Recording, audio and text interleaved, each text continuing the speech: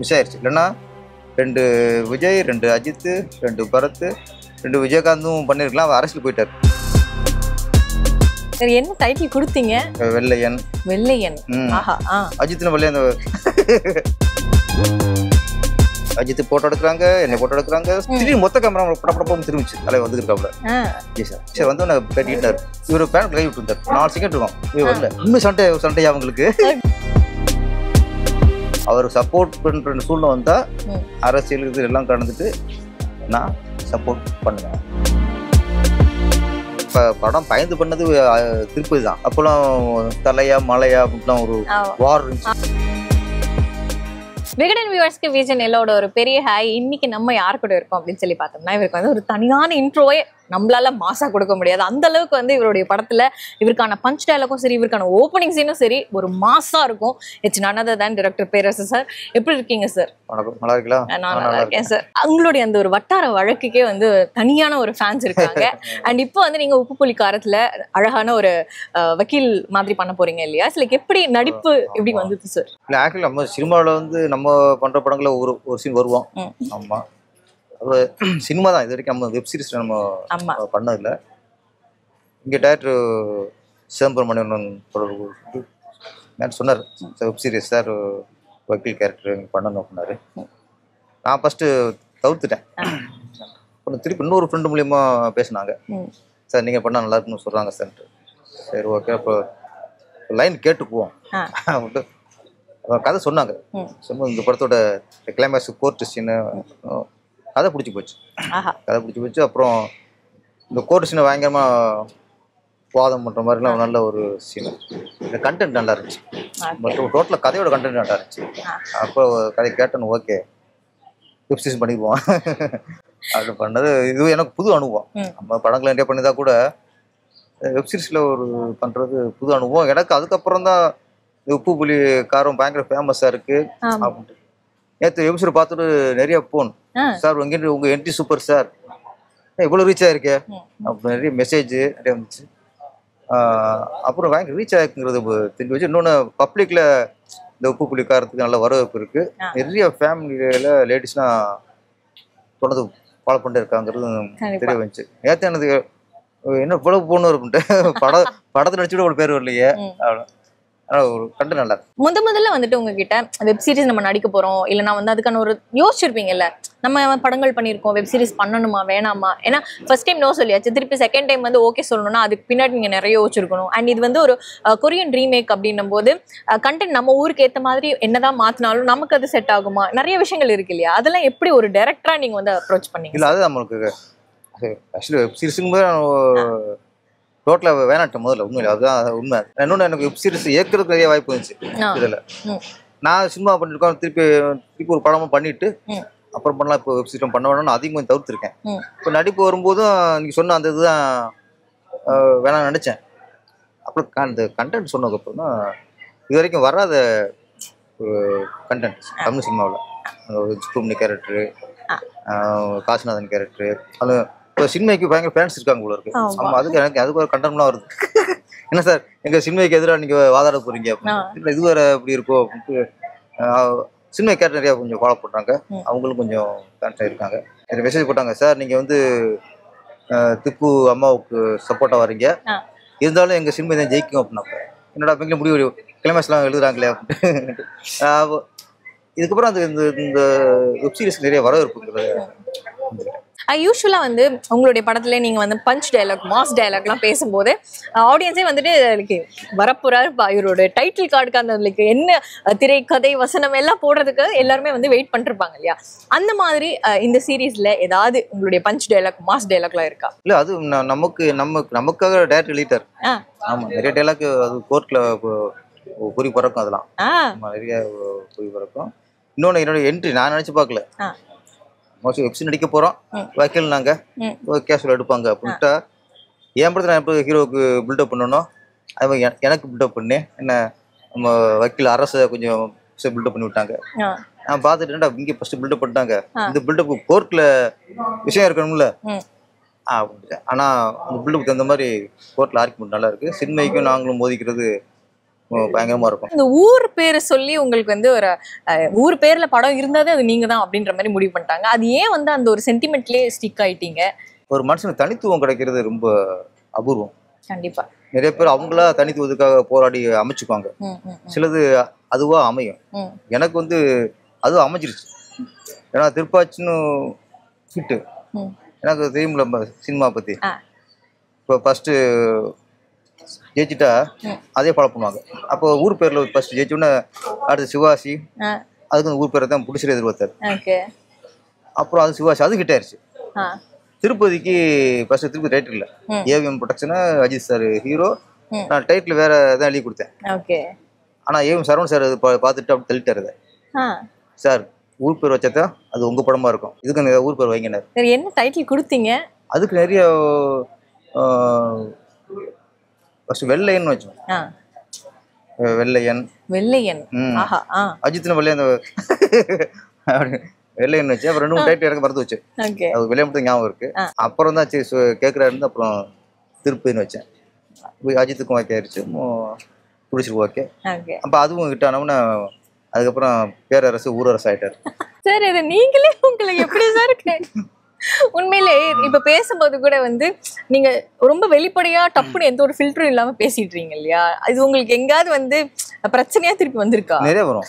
நம்ம நிறைய ஆடியோ பேசுறோம்ல, நம்ம வந்து மனசுல பேசிடுவோம். ஆமா, எங்கேயாவது ஒரு ஒரு பிரிவினருக்கு என்ன சார் சொல்லிட்டாரு அப்படின்னு வரும்.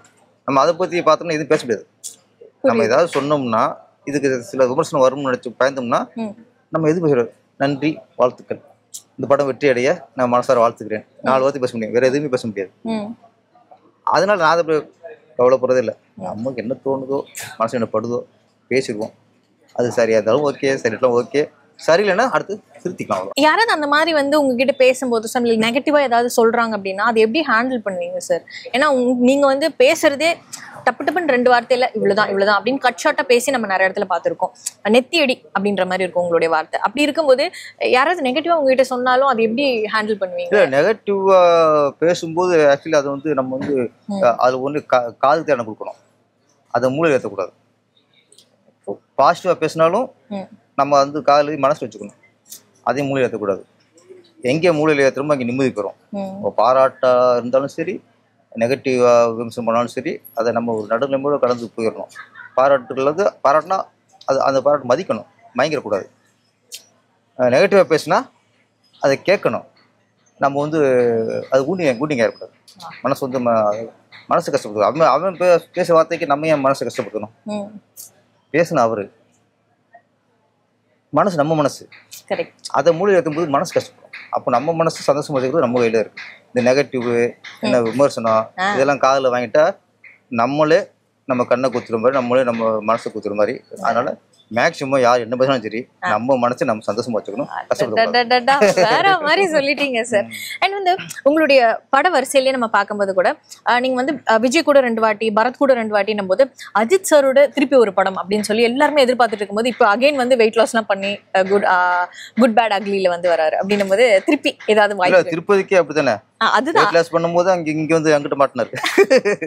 ஏன்னா 18 கிலோ வந்து குறைக்கிறது அந்த டைம்ல அப்படின்னும் போது ரொம்ப மிகப்பெரிய விஷயம். இப்ப இருக்கிற டைம்ல வேணா ஓகே, பட் ஆனா அப்போ அப்படின்றது ரொம்ப கஷ்டம். ரொம்ப உடம்புல ஆப்ரேஷன் பண்ணியிருந்தாரு. அப்போ ஆக்சுவலி எனக்கு திருப்பதிக்கு அப்புறமும் எப்படி திருப்பாச்சிக்கு அப்புறம் எனக்கு சிவாசி வந்துச்சோ அது மாதிரி திருப்பதிக்கு அப்புறம் திரும்ப எனக்கு அஜித் சாரோட அழைப்பு வந்துச்சு, ப்ராஜெக்ட் வந்துச்சு. கரெக்டா அதுக்கு 10 நாள் முன்னாடி தான் தர்மபுரி நான் கமிட் ஆகிறேன். கமிட் ஆகி ஒரு டிஸ்கஷன் போகலான்னு போகும்போது தான் ஆழ்வார் ப்ரொடியூசர் அவர் தான் வர்றாரு. வந்துட்டு சார் அஜித் சார் உங்களை பார்க்க சொன்னார், நீங்கள் ஓகேன்னா அடுத்த ப்ராஜெக்ட் நம்ம ஆரம்பிச்சிடலாம் அப்படின்னா. சார் என்ன சார் இப்போ தான் கமிட் ஆகிருக்கு, உங்களுக்கு இது 4 மாதம் முடிச்சுட்டு நம்ம பண்ணிக்கலாம் சார் அப்படின்னா அவர் கால்ஸ் கொடுத்துட்டு அவருக்கு.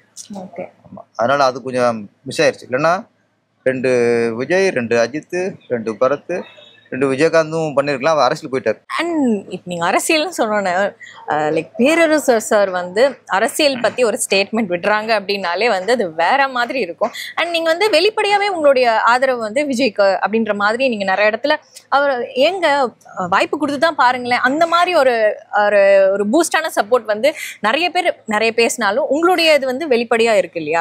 அண்ட் அந்த ஒரு வெளிப்படையான சப்போர்ட்டுக்கான பின்னணி என்னவா இருக்கு சார்? இல்ல விசுவாசம். இன்னைக்கு நீங்க பேட்டி வெடிக்கிறீங்கன்னா அது காரணமே ஆதி பார்த்தா விஜய் சார் தான். ஏன்னா அவர் கொடுத்த லைஃப். அதனால அரசியல் வேற, அரசியல் இருக்கிறதுனால விசுவாசத்தை இழந்தோம்னா அது மனுஷனா இருக்க மாட்டோம். முதல்ல யாராவது மனுஷன் தானே, அதுக்கப்புறம் தான் சினிமாக்காரனா, அரசியல்வாதியா, இல்லை ஒரு டிரைவரா, இல்லை மந்திரியா, முதலமைச்சரா, அது பதவி. முதல்ல மனுஷனா பிறந்திருக்கோம்ல, அவனுக்கு விசுவாசம் வேணும், நன்றி வேணும். நம்ம அரசியல் வந்தவங்களுக்கு அவர் ஏற்று பேசுறது, சில விஷயம் நம்மளுக்கு உடன்பாடு இல்லையா, அது அமைதியா இருந்துடலாம். சில விஷயம் அவருக்கு சப்போர்ட்டா பேசுறோமா, அது பேசிதான் ஆகணும். அவருக்கு சப்போர்ட் பண்ற சூழ்நிலை வந்தா அரசியல் இது எல்லாம் கடந்துட்டு நான் சப்போர்ட் பண்ணுவேன். அவர் சூழ்நிலை வந்துச்சுன்னா நான் சப்போர்ட் நிறைய பேர் ஆள் இருக்காங்க. அப்புறம் அவருக்கு யாராவது குறி வச்சாங்கன்னா நான் கூட இருந்து சப்போர்ட் பண்ணுவேன். அது நம்முடைய கடமை. இந்த அளவுக்கு வந்து விசுவாசம்லாம் தாண்டி ஒரு அன்பு வந்து மனப்பூர்வமா இருக்கு இல்லையா? அண்ட் அந்த ஒரு முதல் வாய்ப்பு தேடி நீங்க போகும்போது என்னதான் வந்து படம் பண்ணல, இதுதான் முதல் படம் அப்படின்னு நம்ம கதை சொல்ல போறோம், அந்த ஒரு என்ன நர்வஸ் எது இருந்தாலும் போய் நம்ம பேசி அவர்கிட்ட இருந்து ஒரு படத்தை வந்து ஓகே பண்ணணும் அப்படிங்கிறது ரொம்ப பெரிய டாஸ்க் இல்ல சார்? அது இன்னும் ஞாபகம் இருக்கு அவங்களுக்கு எப்படி எல்லாம் இருக்கு? விஜய் சார் எனக்கு ஃபர்ஸ்ட் படம் அமைஞ்சது வந்து பெரிய அமைப்பு தான் அது. ஏன்னா நான் விஜய் சார்ட்ட எதுக்கும் ட்ரை பண்ணல. அவர்கிட்ட போய் நான் கதை சொல்லணும், விஜய்க்கா கதை வச்சிருக்கேன் குடிச்சு பார்க்கணும், அதெல்லாம் இல்லை. நான் ஒரு கதை பண்ணி வச்சிருந்தேன், ஒரு ஆக்ஷன் சென்டிமெண்ட்டோட ஒரு கதை பண்ணி வச்சிருந்தேன். அது சூப்பர் சொன்னதுக்கப்புறம் விஜய் சார் கால் ஷீட் இருக்கு அப்படின்னு விஜய் சார்ட்ட பேசிட்டாங்க. இந்த மாதிரி ஒரு நல்ல ஒரு மேட்ருக்கு உங்களுக்கு கரெக்டாக இருக்கும், இன்னைக்கு எப்போ கேட்குறீங்கன்ட்டு. இது 11 மணிக்கு நான் 11-12 மணிக்கு கதை முடிக்கிறேன். அவர் 12 மணிக்கு பேசுறாங்க. அன்னைக்கு 4 மணிக்கு வச்சுட்டார். எனக்கு திருப்பி போன வருது, இன்னைக்கு 4 மணிக்கு சார் விஜய் சார் வரைச்சிருக்காரு. இன்னும் கதைட்டு போய் தான் இன்னைக்கு உடனே கூப்பிட்றாங்க விஜய் சாரா அப்படின்னு. சரி ஓகே அப்படி ஒரு ஷாக்கு நம்பவே முடியல. இந்த ஒரு நாள் முதல் வருவாங்கல்ல, அதனால 1 டேல எனக்கு அப்படியே கிளிருங்குது. சரி ஓகே போச்சு. ஆனால் என்னன்னா விஜய்க்கு கதை பெரிய ஹீரோ, அன்னைக்கு மாஸ் ஹீரோ, ரஜினிக்கு அடுத்து ரஞ்சித் அன்னைக்கு இருக்காரு. நமக்கு அது பிடிக்குமா பிடிக்காதா, ஏன்னா பிடிச்சனு பிடிச்சிருச்சு, ஓகே பிடிச்சனு பிடிச்சிருச்சு, இவருக்கு பிடிக்குமா பிடிக்காதான்னு டவுட் இருந்தாலும் அப்போ கிடைச்சிருச்சு, மிஸ் பண்ணக்கூடாது. போயிட்டு கரெக்டாக நம்ம 4 மணிக்கு முன்னே அவர் 3:00க்கே இங்கே இருக்காரு. இப்போ டைமிங் இப்போ பண்ணுறதுல அவர் அடிச்சுக்க ஆளே இல்லை. கண்டிப்பாக கதை சொல்கிறோம், கதை சொல்லிட்டு இருக்கும்போது விஜய் சார் இந்த ரியாக்ஷன் இருக்காது. அவர் அப்படியே பாட்டே இருப்பார். அப்படியே சொல்லி முடிச்சாச்சு, ஃபுல்லா கேட்டு சரி 5 நிமிஷம் ஹாலில் இருங்க அப்படின்னா. அது வரைக்கும் எனக்கு இந்த இதெல்லாம் 5 நிமிஷம் எப்படி அந்ததான் கதை சொல்லும்போது அப்பாயின்மெண்ட் கிடைச்சுன்னு சொல்லும்போது கூட எனக்கு அது இது இல்லை. அந்த 5 நிமிஷம் தான் எனக்கு என்னடா, ஏன்னா என் வாழ்க்கை மாறப்போற டைம் அது. ஓகேன்ட்டா நம்ம வாழ்க்கை மாறப்போகுது. அப்போ 5 நிமிஷம் எனக்கு பக்கு இந்த ஹார்ட்டை துடிக்கிற கூட எனக்கு கேட்கும். ஸ்டேஸ்கோப் இல்லாமையே நமக்கு கேட்குது காதில், அந்த மாதிரி ஒரு டென்ஷன். ஃபர்ஸ்ட் போகும்போது கதை சொல்லுவான், ஓகேனாலும் பரவாயில்ல ஓகேனாலும் பரவாயில்ல சொன்னதுக்கப்புறம் எதிர்பார்ப்புல மனுஷனுக்கு. ஏன்னா 3 மணி கதை சொல்லிட்டேன்ல, அப்படியே கரெக்டாக 5 நிமிஷம் வெளியே வந்தார், கை கொடுத்தாரு. அது நல்லா இருக்கு, நாம பண்றோம். திருக்குறள் மாதிரி விஷயம், வேற எதுவுமே இல்லை. அந்த சீன் நல்லா இருக்கு, இந்த சீன் நல்லா இருக்கு, சென்டிமெண்ட் நல்லா இருக்கு, எதுவுமே இல்லை. அது நல்லா இருக்கு, நம்ம பண்றோம். இதோட எனக்கு என்ன வேணும் அப்பாடா அப்படின்ட்டு அந்த நாள் மறக்க முடியாது. அதுக்கப்புறம் இப்படி சரி ஐக்கியமே போகிறோம், ஷூட்டிங் போகிறோம். ஓகே அந்த 5 நிமிஷம் இருக்குல்ல லைஃப்ல மறக்க முடியாத 5 நிமிஷம். நீங்க சொல்லும் போதே வந்து அது எப்படி இருந்திருக்கும் அந்த 5 நிமிஷம் அப்படின்னு இருக்கு. இதே மாதிரி அஜித் சார் கிட்ட சொல்லும் போது அவர் எப்படி ரியாக்ஷன்? ஏன்னா இவர் ரியாக்ஷனே கொடுக்க மாட்டாரு, அவர் எப்படி சார் இருப்பார்? அவர் வந்து அப்படியே ஆப்போசிட். திருப்பதி கமிட் ஆயிடுச்சு, இவர்கிட்ட கதை சொன்னதுக்கப்புறம் தான் கமிட் ஆச்சு. அங்கே திருப்பாச்சி சிவகாசி ஹிட்டு, அப்போ ஒரு நம்பிக்கை வரும்ல. ஓகே அப்போ ஏவிஎம் கூப்பிட்டு பேசினாங்க, இந்த மாதிரி அடுத்த ப்ராஜெக்ட் நம்ம பண்ணலாம்ட்டு. ஏவிஎம் பெரிய பாரம்பரிய மிக்க பேனர் அது. ஏவிஎம் ஸ்டுடியோக்குலாம் நான் வந்து 10 ரூபா லஞ்சம் கொடுத்து உள்ள போயிருக்கேன். இப்போ ஸ்டுடியோக்குள்ள வேடிக்கை பார்க்கறதுக்கு அப்படி ஒரு பண்ணாரு, அவங்களே கூப்பிட்டு படம் பண்றவங்க அதுவும் தான் நம்மளோட விஷயமா தான் இருந்துச்சு. ஓகே, அப்புறம் அஜித் ஹீரோனாங்க. எனக்கு கொஞ்சம் ஜெர்க் அடிச்சது. அப்போ அந்த நேரத்தில் பேரஸ் வந்து விஜய் டைரக்டர்னு முத்து விட்டுட்டாங்க 2 படம். அப்போ நம்ம என்ன நினைக்கிறோம், இதுக்கப்புறம் விக்ரம் கூப்பிடலாம், சூர்யா கூப்பிடலாம், சிம்பு கூப்பிடலாம், யாரும் கூப்பிடலாம். அஜித் கூப்பிடுறது டவுட்டு தான். ஏன்னா விஜய் டைரக்டர் முத்து ஊத்திட்டாங்களே. அஜித் ஹீரோங்கும் போது எனக்கு சின்ன ஜெர்க்கு. இவங்க அஜித் டைம்ல போய் சொன்னாங்களா சொல்லலையா, இவங்களா சொல்றாங்களா, இவங்க சொல்லிட்டு அப்புறம் அஜித் சொல்லும் போது பேரஸ் வேணா வேற டேரக்டர் பாருங்க சொல்லிட்டாருன்னா எவ்வளவு அந்த பயம் வரும்ல. அப்ப நான் கேட்டேன் சரவணன் சார்ட்ட, சார் நான் தான் டைரக்டர்னு அஜித் சொல்லிட்டீங்களா சொல்லி அதுக்கப்புறம் அவர் ஓகே சொல்லி அது சொல்லதே அவங்க கிட்ட பேசுறேன். அப்படா பரவாயில்ல, இது அடுத்த மேஜிக் இது. ஆனா உங்களுடைய இந்த லைக் அந்த பீரியட்ல அஜித் விஜய் வார் வந்து வேற மாதிரி இருந்தது. படம் வந்து லைக் இப்ப வந்து விஜய் சருக்கு நம்ம சூப்பரா எடுத்து கொடுத்துரும், அதே மாதிரி இருக்கணும். ஏதோ ஒரு இடத்துல சருக்குனா கூட இவர் வந்து விஜய் டைரக்டர் பண்ண அகைன் அந்த ஒரு விஷயம் வரும் இல்லையா. படம் பயந்து பண்ணது திருப்பதி தான். ஓகே, திருப்பாச்சி என்ன ஸ்கிரிப்ட் பண்ணுவோ பண்ணிட்டேன், பயம் இல்லை. சிவகாசியும் எனக்கு எந்த பயம் இல்லை. திருப்பதி கம்ப்ளீட் ஆனதுக்கு அப்புறம் தான் ரொம்ப உஷாரா என்ன எங்கேயாவது டைலாக் நம்ம ஏதாவது பேசி அது அப்பெல்லாம் தலையா மலையா அப்படின்லாம் ஒரு வார் இருந்துச்சு. நீங்க எதிர்பார்ப்பாங்க எங்கேயாவது விஜய் தாக்குறாரா, விஜய் பத்தி எதிர்பார்ப்பாங்க எங்கேயாவது தலைன்னு பேர் வருதா அப்படின்னு ரொம்ப எதிர்பார்ப்பாங்க. நான் இது ரொம்ப அகில திருப்பாச்சி சிவாசிலேயே உஷாரா தருது. எங்கேயுமே அஜித் தாக்குற மாதிரி இருக்கக்கூடாது. அது கூட காரணம் திருப்பி அமைஞ்சதுக்கு. இல்ல அதுவும் வந்திருக்காது. அதே மாதிரி திருப்பி பண்ணும்போதும் ஒரு டயலாக் ஃபர்ஸ்ட் நல்லா எழுதிடுவோம், அப்புறம் படிச்சு பார்ப்பேன் இது எங்கேயாவது விஜய் தாக்குற மாதிரி ஆடிஷன் நினைச்சிடக்கூடாது, அது தெளிவா இருந்தேன். அதனால திருப்பதி பண்ணும்போது பயத்தோட பண்ணேன், எங்கேயுமே விஜய் சார் தாக்கமா இருக்கக்கூடாதுன்னு பண்ணேன். அதே சமயம் 2 பேருமே வந்து ஒரு ஈவெண்ட்லயோ எங்கேயுமே வந்து பார்க்க முடியாது. அப்படி இருக்கும்போது நீங்க வந்து படத்துடைய விழாக்கு வந்து நீங்க வந்து கூப்பிட்டுருக்கீங்க அப்படின்னும் போது அது எப்படி நடந்தது? ஏன்னா அவர் கை கொடுக்க கூட யோசிச்சாரு அப்படின்ற மாதிரியும் நம்ம வந்து கேள்விப்பட்டாலே. அது எப்படி சார் நீங்க கூப்பிட்டோன்னா டப்புன்னு எல்லாம் அது எல்லாமே எப்படி நடக்குது நம்ம கையில இல்ல, உங்களோட ராசின்னு சொல்லிடலாமா? ஆண்டவன் வந்து சில விஷயம் நமக்கு நம்ம லைஃப்ல நடக்க முடியாத விஷயம் நடக்கும்போது நம்ம ஆண்டவன் நம்பி தான் ஆகணும். கண்டிப்பா. சில விஷயம் நம்ம நினைச்சோம், நம்ம முயற்சி பண்ணோம், நம்ம கஷ்டப்பட்டோம், அதனால கிடைச்சு அப்படிங்கும்போது ஆண்டவனுடைய அந்த பக்தி கொஞ்சம் 2ஆம் பட்சமா இருக்கும். அப்போ விஜய் சார் வந்து நினைச்சே பார்க்கலாம், அப்போ அமையுது. அப்போ ஆண்டவன் மேல ஒரு நம்பிக்கை வரும். நம்ம அடுத்தது அஜித் யார் வேணாலும் நம்ம கூப்பிடுவாங்க, அஜித் கூப்பிட மாட்டான்னு நினைக்கிறேன். ஆண்டவன் நினைப்பல, ஓ நீ நினைப்பியா, நீ நான் நினைக்கிறேன்டா அவன்ட்டு அஜித் அனுப்பி வச்சிட்டாரு. அந்த மாதிரி சிலது நடக்கும். அது மாதிரி அப்போ சும்மா இரு துருவம்பாங்க, ஒரு படத்துல டைலாக் ஃபேன்ஸ் அப்படின்னாங்க. நான் எனக்கு வந்து திருப்பதி பூஜையில் எதுவுமே பெருசா எனக்கு நான் போட்டதில்லை. நான் பூஜையில் கிராண்டா பண்றதுல விரும்ப மாட்டேன். அது ஆடி லிஸ்ட் அப்பெல்லாம் அது வேஸ்ட் செலவு எனக்கு தெரியும். எனக்கு நம்ம பெருமைக்காக போட்டுக்கிறது தான். படம் நல்லா இருந்து தானே படம் ஓடும், பூஜை கிராண்டா படம் ஓடிக்க மாட்டேன். ஆனால் திருப்பாச்சி பெருசாக கிராண்டா பூஜை பண்ணல. ஷூட்டிங் அன்னைக்கு சாமியை கும்பிட்டு ஷார்ட் கேமரா சொல்லிட்டு ஆரம்பிச்சிருது. சிவகாசியும் ஷூட்டிங் அன்னைக்கு தான். ஷூட்டிங் அன்னைக்கு ஷார்ட் கேமரானா அந்த குங்குமம் பாரு, அந்த ஷார்ட் எடுத்துட்டு ஷூட்டிங் ஆரம்பிச்சிட்டேன். பெருசாக பூஜைலாம் போட்டு நான் ஆரம்பிக்கல. இது வந்து திருப்பதி. அப்போ ஏவிஎம் அவங்க வந்து எப்பவுமே கொஞ்சம் பூஜைலாம் போட்டு ஆரம்பிப்பாங்க. அதில் நம்ம திராட முடியாதுல்ல. ஓகே. ஆனால் எனக்கு என்னன்னா, நம்ம வந்து இன்னைக்கு பெரிய லெவலில் இருக்கோம். இந்த படத்துக்கு யார் வராங்களோ இல்லையோ நம்ம ஃபர்ஸ்ட் கூப்பிடுறது விஜய் சார் கூப்பிடணும், விஜய் சார் பூஜைக்கு இருக்கணும். இன்னைக்கு அந்த லைஃப் கிடைச்சதுக்கு விஜய் சார். அப்போ அவரு இந்த பூஜைக்கு கலந்துக்கணுங்கிறது தான் என்ன மெயின் எண்ணமாக இருந்துச்சு. அப்புறம் சொல்லும்போது அவெல்லாம் வரமாட்டான்னு தான் சொன்னாங்க. நான் போயிட்டேன் விஜய் சார்ட்ட போயிட்டு, சார் பூஜை எத்தனாம் தேதி பூஜை, நீங்கள் வந்துடணும். ஓகேண்ணா என்னைக்குண்ணா அப்படின்னாரு. டேட் சொன்னேன். ஓகேண்ணா அப்படின்ட்டார். வந்துட்டேன். இங்கே ப்ரொடியூசர் சொல்கிறேன் விஜய் சார் பூஜைக்கு வரேன்ட்டாருண்ணா. அவங்க வந்து அப்படியா கேட்கணும்ல, அந்த இது இல்லை. கேட்டு ஒப்புக்கு சொல்லியிருப்பாருன்ட்டு அவங்க விட்டாங்க. எங்கள் அசிஸ்டன்ட் டைரக்டர் குரூப்லாம் சொல்கிறேன் வராங்க. அவங்க எந்த இது இல்லை. அவங்க நினைக்கிறேன் எப்படி வருவார், ஃபார்மாட்டிக்கு ஓகே சொல்லிப்பாரு அப்படின்னு அவங்களுக்கு தாண்டாங்க.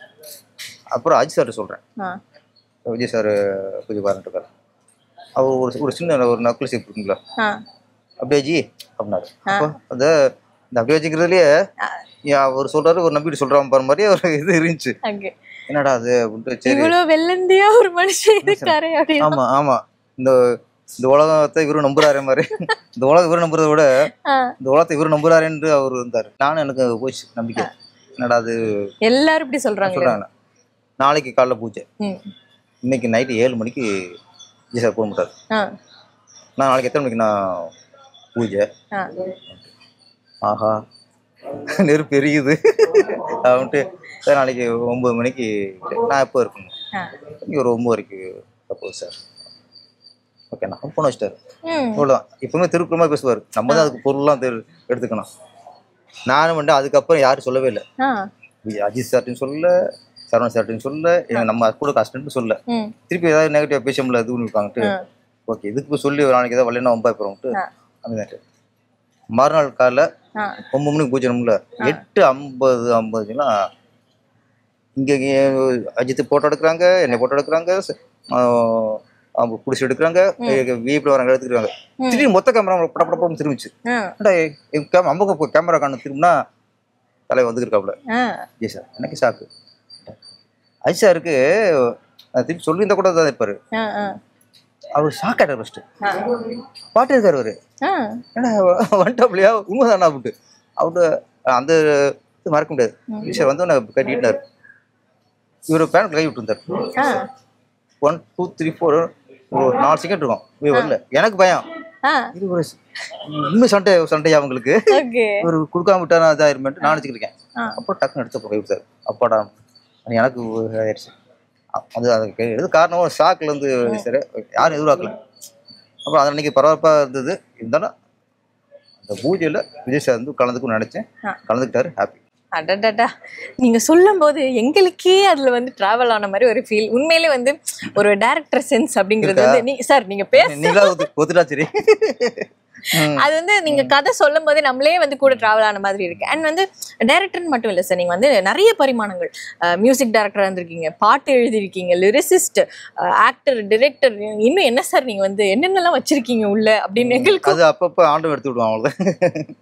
அப்படி இருக்கும்போது இப்ப நிறைய பேருக்குமே வந்து தெரியாது. இப்ப எஸ்டிஆர் ஃபேன் சார் நானு, எனக்கு நீங்க அம்மாடி ஆத்தாடி என்னது சார் எழுதியிருக்காரு அப்படின்ற ஒரு ஷாக் இருந்தது.